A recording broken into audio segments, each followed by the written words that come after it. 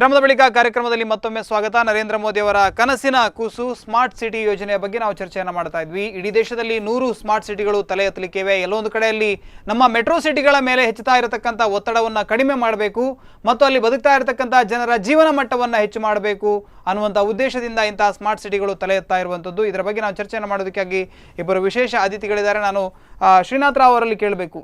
Smart ಸಿಟಿಯನ್ನು ಮಾಡ್ತಾ ಇದ್ದಾರೆ, ತಾವು ಹೇಳಿದ್ರಿ ಜನರ ಮೂಲಭೂತ ಸೌಕರ್ಯಗಳು, ಅದೊಂದು ಗ್ಯಾಸ್ ಲೈನ್ ಇರ್ಬೋದು ಅಥವಾ ಒಂದು ಗ್ಯಾಸ್ ಪೈಪ್ ಲೈನ್ ಇರ್ಬೋದು ಅಥವಾ ನೀರಿನ ಲೈನ್ ಇರ್ಬೋದು, ವಿದ್ಯುತ್ ಇರ್ಬೋದು, ಇದೆಲ್ಲವೂ ಕೂಡ ವ್ಯವಸ್ಥಿತವಾಗಿರುತ್ತದೆ. ಅಂದರೆ ಎಲ್ಲೂ ಕೂಡ ನಾವು ಅಲೆದಾಡುವಂಥ ಪರಿಸ್ಥಿತಿ ಇರೋದಿಲ್ಲ, ಎಲ್ಲವನ್ನು ಕೂಡ ವ್ಯವಸ್ಥಿತವಾಗಿ ಮಾಡಲಾಗ್ತದೆ ಅಂತ ತಾವು ಹೇಳಿದ್ರಿ. ಅಂದರೆ ಇದನ್ನು ಹೊರತುಪಡಿಸಿ ಬೇರೆ ಏನನ್ನು ನಾವು ನಿರೀಕ್ಷೆ ಮಾಡ್ಬೋದು ಸ್ಮಾರ್ಟ್ ಸಿಟಿಯಲ್ಲಿ? ಸ್ಮಾರ್ಟ್ ಸಿಟಿಂದಾಗ ಏನಾಗುತ್ತೆ ಅಂದರೆ first of all transportation problem solve ಮಾಡ್ಬೋದು. ಏನಾಗುತ್ತೆ ಅಂದರೆ ರೋಡ್ ಡಿಸೈನ್ ಮಾಡುವಾಗ it should be totally dedicated. 2 ವೀಲರ್ಸಿಗೆ ಒಂದು ಸಪ್ರೇಟ್ ಟ್ರ್ಯಾಕ್, ಮತ್ತೆ ಪಾದಚಾರಿಗಳು ಒಂದು ಸಪ್ರೇಟ್ ಟ್ರ್ಯಾಕ್, ಮತ್ತೆ ಹೆವಿ ವೆಹಿಕಲ್ಸ್ಗೆ ಒಂದು ಸಪ್ರೇಟ್ ಟ್ರ್ಯಾಕ್. ಅದು ಸ್ಮಾರ್ಟ್ ಸಿಟಿಯಲ್ಲಿ ಟ್ರಾನ್ಸ್ಪೋರ್ಟೇಷನ್ ಕಾನ್ಸೆಪ್ಟ್ ಅಲ್ಲಿ ಬರ್ತದೆ. ಮತ್ತೆ ಸ್ಪೇಷಲ್ ಪ್ಲಾನಿಂಗ್ ಅಂತಿದೆ. ಅದರಲ್ಲಿ ಅಂದ್ರೆ 1 ಹೆಕ್ಟೇರ್ ಅಲ್ಲಿ ಎಷ್ಟು ಜನರು ಇರ್ಬೋದು, ಅಂದ್ರೆ ಒಂದು ಪ್ರದೇಶ ಖಾಲಿ ಇದೆ, ಅದು ಡೆವಲಪ್ ಮಾಡೋದಾದ್ರೆ ಅದನ್ನು ಸಸ್ಟೈನಬಲ್ ಆಗಿ ಡೆವಲಪ್ ಮಾಡೋದಾದ್ರೆ ಒಂದು ಲಿಮಿಟ್ ಹಾಕ್ಬೋದು. ಜನರ ಸಾಂದ್ರತೆ ಎಕ್ಸಾಕ್ಟ್ಲಿ ಅಲ್ಲಿ ಎಷ್ಟು ಜನ ಮಾಡ್ಬೋದು, ಮತ್ತೆ ಆ ಪ್ರದೇಶದಿಂದ ಹತ್ತಿರದ ಪ್ರದೇಶಗಳಿಗೆ ಎಷ್ಟು ವ್ಯಾಪ್ತಿ ಇರ್ತದೆ, ಎಷ್ಟು ವೇಗವಾಗಿ ಅವರು ಎಷ್ಟು ಕಡಿಮೆ ಸಮಯದಲ್ಲಿ ಆ ಪ್ರದೇಶನ ಮುಟ್ಲಿಕ್ಕೆ ಆಗ್ತದೆ, ಅದು ಇದನ್ನು ಇಂಪ್ಲಿಮೆಂಟ್ ಮಾಡ್ಬೋದು. ಮತ್ತೆ water supply 24/7 water supply 100% house ಹೋಲ್ಡ್ಗೆ, ಅಂದರೆ ಆ ಪ್ರದೇಶದಲ್ಲಿರೋ ಎಲ್ಲ ಜನರಿಗೆ ನೀರಿನ ವ್ಯವಸ್ಥೆನ ಹೇಗೆ ಮಾಡ್ಲಿಕ್ಕೆ ಆಗ್ತದೆ. Fully it is A totally controlled. ಇಂಥ ಸಮಯದಲ್ಲಿ ಇಂಥ ಸಮಯಕ್ಕೆ ನೀರಿನ ಸಪ್ಲೈ ಬರೋದು ಆಟೋಮೆಟಿಕ್ ಆಗಿ ಸ್ಟಾಪ್ ಆಗೋದು, ಯಾರಿಗೂ ಅನ್ಯಾಯ ಆಗ್ಲಿಕ್ಕಿಲ್ಲ. ಇಲ್ಲ, ಮತ್ತೆ ಎಲ್ಲರಿಗೂ ಸಮಾನವಾಗಿ ಸಿಗಬೇಕು. ನೀರಿನ ಎಲ್ಲಿ ಲೀಕೇಜ್ ಆಗ್ತಾ ಇದೆ ಅಲ್ಲಿ ಡಿಟೆಕ್ಟ್ ಆಗ್ತದೆ, ಆ ಸಪ್ಲೈ ಆಟೋಮೆಟಿಕ್ ಆಗಿ ಸ್ಟಾಪ್ ಆಗ್ತದೆ. ವಿನ ನಾವು ಮ್ಯಾನುವಲ್ ಆಗಿ ಹೋಗಿ ನೋಡ್ಬೇಕಂತಿಲ್ಲ. ಸೊ ನೀರು ಪೋಲಾಗೋದು ತಪ್ಪಿಸ್ಲಿಕ್ಕೆ ಆಗುತ್ತೆ. ಇದನ್ನ ಅಚೀವ್ ಮಾಡಿದ್ದಾರೆ ಬೇರೆ ದೇಶಗಳಲ್ಲಿ. ಸ್ಮಾರ್ಟ್ ಸಿಟಿ ಇದನ್ನ ಅಚೀವ್ಮೆಂಟ್ ಮಾಡಿದ್ದಾರೆ. Sewage, solid waste management, sanitation 100% achievement ಆಗಿದೆ. ಸಾಲಿಡ್ ವೇಸ್ಟ್ ಮ್ಯಾನೇಜ್ಮೆಂಟ್, ರೀಸೈಕ್ಲಿಂಗ್ 100% ಅದು ಅಚೀವ್ಮೆಂಟ್ ಆಗಿದೆ. ಸ್ಟಾರ್ಮ್ ವಾಟರ್ ಡ್ರೈನೇಜ್ ಅಂತ, ಮಳೆಗಾಲದ ನೀರನ್ನು ಹೋಗ್ಲಿಕ್ಕೆ ಅವ್ರ ಕಂಬೈನ್ಡ್ ಸಿಸ್ಟಮ್ ಅನ್ನಾಗಿ ಮಾಡಬಹುದು. ಮತ್ತೆ ಇಲೆಕ್ಟ್ರಿಸಿಟಿ 100% ಸೇವಿಂಗ್ ಮಾಡಬಹುದು. ಟೆಲಿಫೋನ್ ಕನೆಕ್ಷನ್ ಇರಬಹುದು. ಅಂಗಡಿಗಳೆಲ್ಲ ಕಂಪಲ್ಸರಿ ಆಗಿ ಇಷ್ಟು ಏರಿಯಾದಲ್ಲಿ ಇಷ್ಟು ಅಂಗಡಿಗಳು ಇರಲೇಬೇಕು, ಈ ಸೌಲಭ್ಯಗಳು ಇರಲೇಬೇಕು ಅಂತೆಲ್ಲ ಇರಬಹುದು. ಮತ್ತೆ ಹೆಲ್ತ್ ಕೇರ್ ಫೆಸಿಲಿಟಿ ಆ ಸ್ಮಾರ್ಟ್ ಸಿಟಿಯಲ್ಲಿ ಎಷ್ಟು ಹಾಸ್ಪಿಟಲ್ ಇರಬೇಕು, ಯಾವ ಕ್ಯಾಟಗರಿ ಹಾಸ್ಪಿಟಲ್ಸ್ ಇರಬೇಕು, ಯಾವ ಏರಿಯಾದಲ್ಲಿ ಸ್ಕೂಲ್ಸ್ ಬರಬಹುದು, ಅಲ್ಲಿ ಅಷ್ಟು ದೊಡ್ಡ ಇದು ಬರುವಾಗ ಯಾವ ಸ್ಕೂಲ್ಸ್ ಇರಬೇಕು, ಎಷ್ಟು ಸ್ಕೂಲ್ ಇರಬೇಕು, ಅದೊಂದು ಕಂಡೀಷನ್ ಹಾಕ್ಬೋದು. ಮತ್ತೆ ಹೈಯರ್ ಎಜುಕೇಶನ್ ಎಷ್ಟು ಇರ್ಬೋದು, ಫೈರ್ ಫೈಟಿಂಗ್, ಸೇಫ್ಟಿ, ಮತ್ತೆ ವೈಫೈ ಕನೆಕ್ಷನ್ ಇರ್ಬೋದು, ಮತ್ತೆ ಆಟೋಮೆಟಿಕ್ ಡಿಟೆಕ್ಟಿಂಗ್ ಸ್ಮಾರ್ಟ್ ಮೆಟೀರಿಯಲ್ಸ್ ಇರುವ ಈ ಬೇರೆ ಬೇರೆ ಸಾಧನಗಳಿರ್ಬೋದು. ಅದನ್ನೆಲ್ಲ ಒಂದು ಇವನ್ ಬೇರೆ ಬೇರೆ ಇದೆ. ರಿನ್ಯೂವೇಬಲ್ ಎನರ್ಜಿ, ಅದು ಬಹಳ ಒಳ್ಳೆ ಕಾನ್ಸೆಪ್ಟ್, ಅದನ್ನು ಹಾಕ್ಲಿಕ್ಕಾಗುತ್ತೆ. ಸೋಲಾರ್ ಸೆಲ್ ಅನ್ನೆಲ್ಲ ಇಂಪ್ಲಿಮೆಂಟ್ ಮಾಡ್ಬೋದು ಬಿಲ್ಡಿಂಗ್ಸ್ ಅಲ್ಲಿ. ಸೊ ನಮ್ಗೆ ಏನಾಗುತ್ತೆ, ಆಗ ಆ ಸೋಲಾರ್ ಪವರ್ ಇಂದಾಗಿ ನಮ್ಗೆ ಎಲೆಕ್ಟ್ರಿಸಿಟಿ ಇಲ್ಲಿ ಸೇವ್ ಆಗುತ್ತೆ. ಮತ್ತೆ 3D ಮ್ಯಾಪ್ಸ್, GIS ಇರ್ಬೋದು, GPRS ಇಂದ ಮ್ಯಾಪ್ ಅನ್ನೆಲ್ಲ ತಗೊಂಡು ಸ್ಟಡಿ ಮಾಡಿ ಎಕ್ಸಾಕ್ಟ್ ಆಗಿ ಸ್ಟಡಿ ಮಾಡಿ ಎಲ್ಲಿ ಬಿಲ್ಡಿಂಗ್ಸ್ ಅನ್ನು ಡೆವಲಪ್ಮೆಂಟ್ ಮಾಡ್ಲಿಕ್ಕೆ ಆಗ್ತದೆ, ಎಲ್ಲಿ ಅದನ್ನು ಪ್ರೊಹಿಬಿಟ್ ಮಾಡ್ಲಿಕ್ಕೆ ಆಗ್ತದೆ, ಅದನ್ನು ಸ್ಟಡಿ ಮಾಡ್ಲಿಕ್ಕೆ ಆಗ್ತದೆ. ಟೋಟಲ್ ಆಗಿ ಹೇಳೋದಾದ್ರೆ ಭಾರತದ ಎಲ್ಲ ಸಿಟಿಯ ಬಹಳಷ್ಟು ಸಿಟಿಯಲ್ಲಿ ಈಗ ಮೂಲಭೂತ ಸೌಲಭ್ಯಗಳು ಇವೆ. ಇಡೀ ಊರೇ ಒಂದು ಲೇಔಟ್ ನಾಗಿ ಹಾಗೆ ಆಗುತ್ತೆ. ಮತ್ತೆ ಇನ್ನೊಂದು ಅವ್ರದ್ದು ಇಂಪಾರ್ಟೆಂಟ್ ಅಂದ್ರೆ affordable housing for the poor. The main ಅವರದ್ರೆ ಇಷ್ಟು ದೊಡ್ಡ ಸ್ಟ್ರಕ್ಚರ್ ಬರುವಾಗ ಸೊ ಅದರಲ್ಲಿ ಸಣ್ಣ ಮನೆ ಮಾಡಿ ತುಂಬಾ ಜನ ಇದರಲ್ಲಿ ಬಡವರೆಲ್ಲ ಕೊಚ್ಕೊಂಡು ಇಲ್ಲ ಅವರಿಗೆ ಜಾಸ್ತಿ ಇದು ಆಗ್ತದೆ. ಯಾಕೆ ಸಣ್ಣ ಮನೆ ಮಾಡುವ ಬದಲಿಗೆ ಇಷ್ಟು ದೊಡ್ಡ ಪ್ರಾಜೆಕ್ಟ್ ಮಾಡ್ಕೊಂಡ್ರೆ ಅದರಲ್ಲಿ ಸಣ್ಣ ಮನೆ ಮಾಡ್ಕೊಂಡು ಕೊಟ್ಟಿದ್ರೆ ಅವರಿಗೆ ಎಲ್ಲ ಸಿಗ್ತದೆ. ಅಲ್ಲ, ಇಷ್ಟೆಲ್ಲ ಇನ್ಫ್ರಾಸ್ಟ್ರಕ್ಚರ್ ಡೆವಲಪ್ ಆಗುವಾಗ ಅದರ ಕಾಸ್ಟ್ ಕೂಡ ಹೆಚ್ಚಾಗ್ತದೆ ಆಟೋಮೆಟಿಕ್ ಆಗಿ. ಆಗ ಈ ಬಡವರು ಅಲ್ಲಿ ನಿಲ್ಲೋದು ಸಾಧ್ಯ ಇದೆಯಾ? ಈಗ ನೀವು ಹೇಳಿದ್ರಿ ಇನ್ಫ್ರಾಸ್ಟ್ರಕ್ಚರ್ ಡೆವಲಪ್ ಅಂತ, ಕೆಲವು ಕಡೆ ಡೆವಲಪ್ ಮಾಡ್ಬೇಕಂತಿಲ್ಲ, ಆಲ್ರೆಡಿ ಇದೆ. ಈಗ ಮಂಗಳೂರು, ಉಡುಪಿಯಲ್ಲಿ only thing is it has to be brought to a system which can be centralised ಅಂತ. ಅಂದ್ರೆ ಕರೆಕ್ಟ್ ಆಗಿ ಅದನ್ನು ಮಾನಿಟರ್ ಮಾಡುವಂತ ಸಿಸ್ಟಮ್ ಮಾಡಿದ್ರೆ ಆಯ್ತು.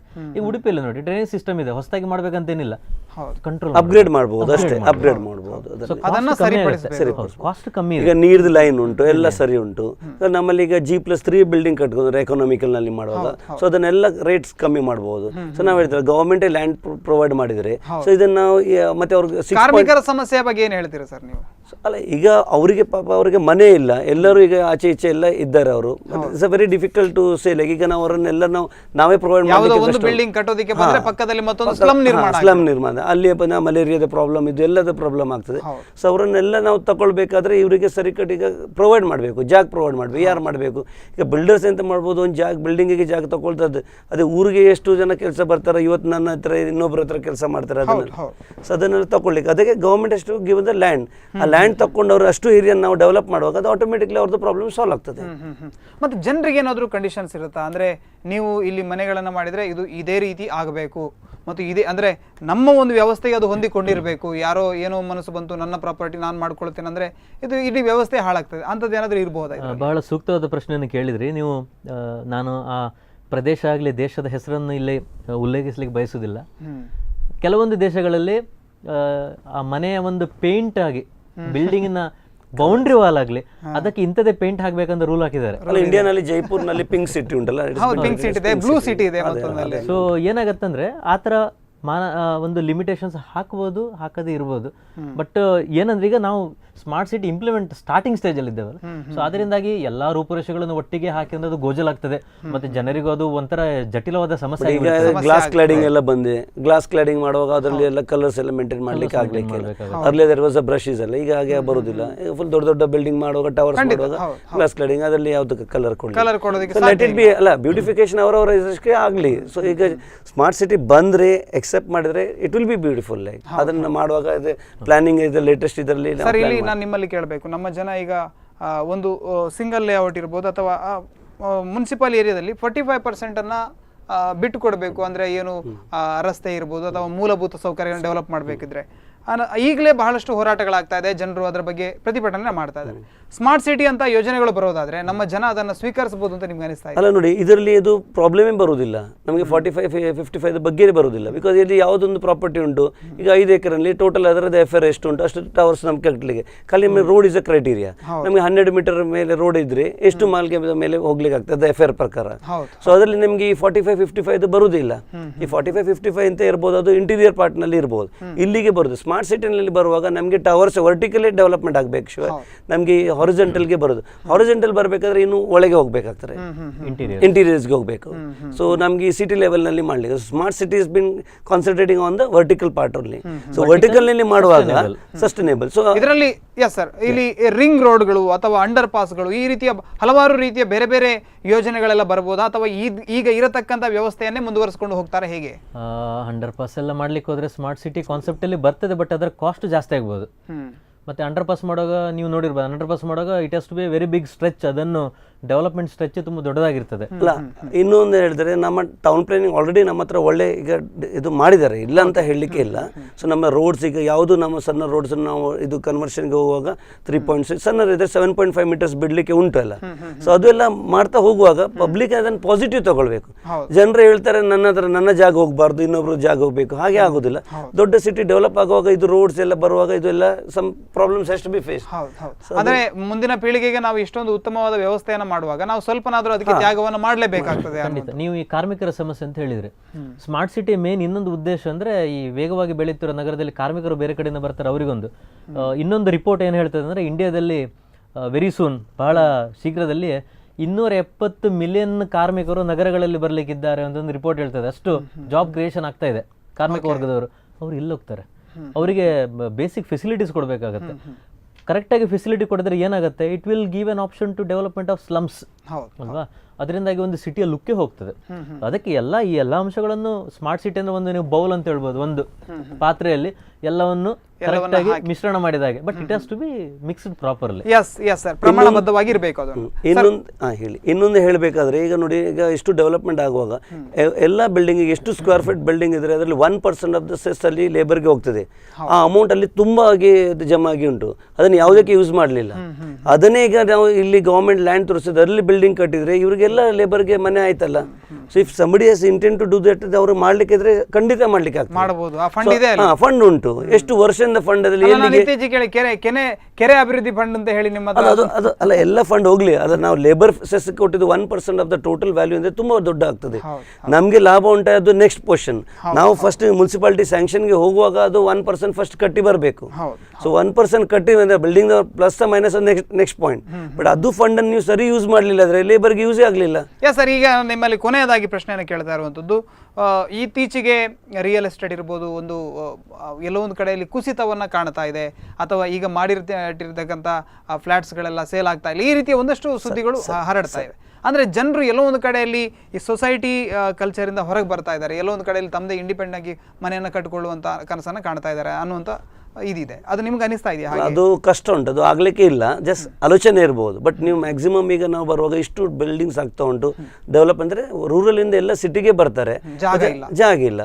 ಮತ್ತೆ ಜಾಗ ನೀವು ತಗೊಂಡ್ರೆ ಅದನ್ನೆಲ್ಲ ಮಾಡಲಿಕ್ಕೆ ಇನ್ನು ಈಗ ನಿಮ್ಗೆ ಇದು ಡ್ರೈನ್ಸ್ ಎಲ್ಲ ಮಾಡಲಿಕ್ಕೆ ಆಗ್ಲಿಕ್ಕೆ ಇಲ್ಲ.